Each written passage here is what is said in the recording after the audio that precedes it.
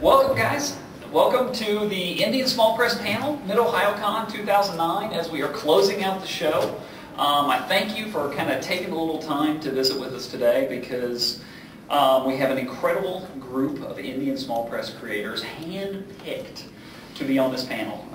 I personally hand-picked them. But my name is Chuck. I run a website called Comic Related, and we do a whole lot of Indian small press coverage, and the good folks at Mid-OhioCon asked me to kind of chair this panel and introduce you to the panelists, ask them a few questions, and give you a chance to talk, meet, and learn from some Indian small press creators, which is incredibly important because, just taking a second here, you know, the whole industry of comics is kind of going through change, whether it be the onslaught, oncoming of digital comics, or kind of the upheavals of what's going on with Marvel and DC, the changing benchmarks at Diamond.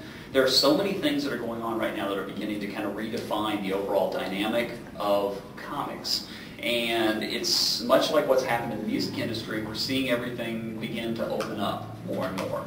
10 years ago, we were an industry that chiefly was, you know, Marvel, DC, Dark Horse, Image, and everybody was shooting to make it to that level. And there's more of a groundswell, in my opinion, today, and there's more room for new voices, new creativity, new imagination, and new stories to be told. It is an open field like no other, and Indian small press is the heart of what I see as the changing face of comics.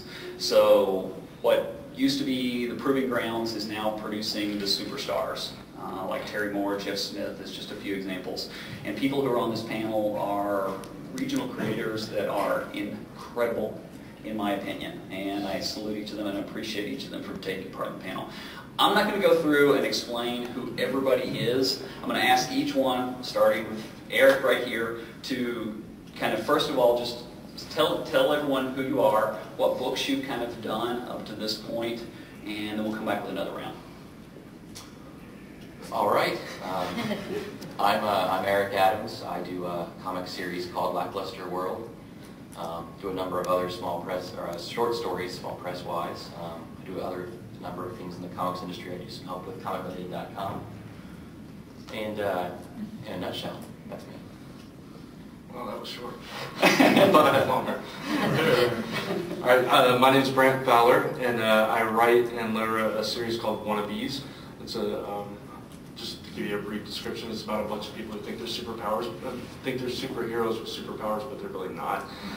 I also letter a bunch of books for a bunch of different companies, including Image and Arcana and various others. I work with comicrelated.com. I work with Haven Distributors and Comics XP. I almost left that one out. So that's pretty much me. I'm Lora Innes. I write a webcomic turned print. I guess I'm part of the onslaught. Absolutely. It's called The Dreamer. I did a little bit of work for DC Comics, Vertigo, American Splendor last year. My name is Bob Corby, and I'm actually better known for doing other things than actually producing comics. I do publish the O-Comics every year here at Mid-OhioCon. This would be our 21st year here, and this is only issue 18 though, so you do the math. Anyhow, I also run the Small Press and Alternative Comics Expo here in town, and do some of my own indie stuff. So. Just that? All right. I'm Comfort Love. And I'm Adam Withers. And we write, draw, color, letter, and produce the Uniques, an independent superhero book. I'm Dustin Carson. I've been exhibiting just a little over a year now. I did a book called No Gods, 6 issues about a 14-year-old boy that thinks he's a clone of Jesus Christ sent to destroy all superheroes.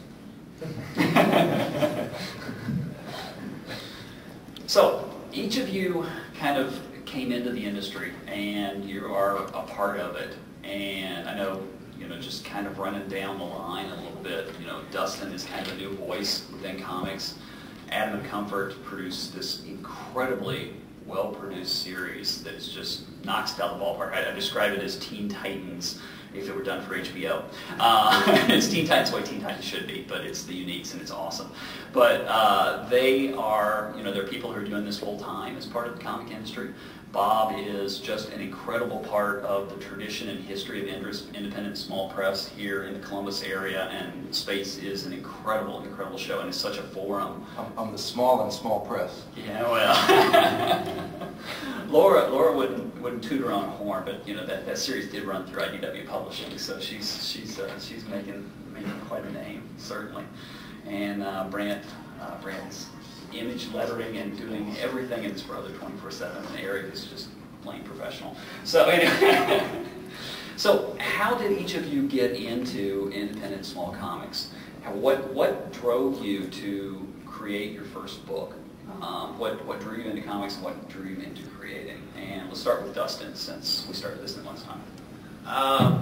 I've always read comics since I was a little kid, and as I went through college and did the English thing, I thought I wanted to be a novelist and a short story writer. And my friends and I, at the age of 30 plus, were still playing, the Dungeons and Dragons dice games. And one of those dice games was Marvel Superheroes. And we were playing that, and my wife saw how hard I was working on this just for 4 friends. And she said, "Why haven't you ever written a comic?" And the rest is history. So props to my wife. We got started doing our own book because we didn't have a choice anymore. We kept trying to beat down the doors of the big real publishers for a long time and kept hearing the same things over and over. We love your work, we like your style, it's really neat, it's really fun, but I don't know what to do with it. Exactly. So we... I don't know. It looks great, but it's not for this generation. So. Yeah. So we decided we'd show them what to do with it and do it ourselves. You can't get any attention unless you're published, and if nobody will publish you, do it yourself. But to be honest, this has really been the best decision that we've ever made, and there's even a part of us that even if the big guys did come knocking on the door, I don't know if I'd really want to do that anymore, because the fulfillingness of doing our own book, telling our own series, making comics the way we want to make comics, it's been so fantastic that to go and do something that in the long run really wouldn't matter that much to me, it's not that exciting. You betcha. Go.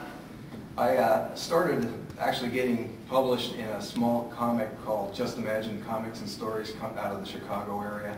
Did a strip called Firefang for a number of issues. And then Just Imagine got eaten up in the big black and white comic glut of the 80s and kind of disappeared. And at that point I got a little disillusioned with having people publish my work, and found out about the Small Press Network, where there was a lot of independent creators out there not really worrying about being paid or making money doing comics, just doing comics for the love of it. And I got kind of involved with that through Tim Corrigan's Small Press Comics Explosion from back then. And I've just been going ever since. Started doing O-Comics at Mid-Ohio-Con here back in 1988 and been doing it ever since. And then in recent years, actually 10 years ago, started the Small Press and Alternative Comics Expo here in Columbus, just to kind of push forward that thing and then give these guys some, a stage where they could be, we won't have to wait for Ray Parton to leave to get a conference room. So.